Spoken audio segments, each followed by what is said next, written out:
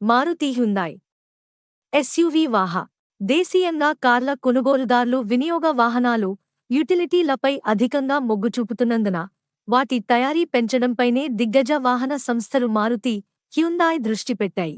ఢిల్లీ మార్కెట్లో అధిక గిరాకీ ఉన్న మోడళ్లను ఎక్కువగా తయారు చేయనున్నట్లు మారుతి సుజుకీ ఎగ్జిక్యూటివ్ అధికారి, కార్పొరేట్ వ్యవహారాలు రాహుల్ భారతి పేర్కొన్నారు.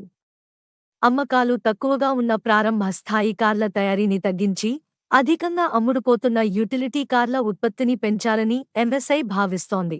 గిరాకీ ఉన్న కార్లను ఉత్పత్తి చేయడానికి తగినంత సామర్థ్యం మా వద్ద ప్రస్తుతం లేదు. అయితే సెమీకండక్టర్ సరఫరాలు లేదా ప్లాంటు ఉత్పత్తిలో మార్పులు చేయడం ద్వారా కొంత సమస్య తగ్గించొచ్చని రాహుల్ పేర్కొన్నారు. గత కొన్నేళ్లలో నియంత్రణ సంస్థల నిబంధనలు పెరగడంతో చిన్న కార్ల ధరలు పెరిగి వాటి అమ్మకాలు గణనీయంగా తగ్గాయని అభిప్రాయపడ్డారు. మొదటిసారి కార్లు కొనుగోలు చేసేవారి సంఖ్య 10% తగ్గిందని అన్నారు. మారుతి ఆధ్వర్యంలోని హర్యానా, గుజరాత్ ప్లాంట్లకు దాదాపు 23 లక్షల వాహనాల వార్షిక ఉత్పత్తి సామర్థ్యం ఉంది. మొత్తం విక్రయాల్లో 60% ఎస్యూవీలే.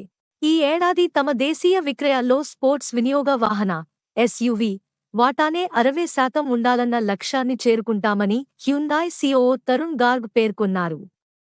క్రెటాతో పాటు కొత్తగా విడుదల చేసిన ఎక్స్టర్ వంటి మోడళ్లు ఈ విభాగంలో వృద్ధికి ఊతమిస్తాయని తెలిపారు.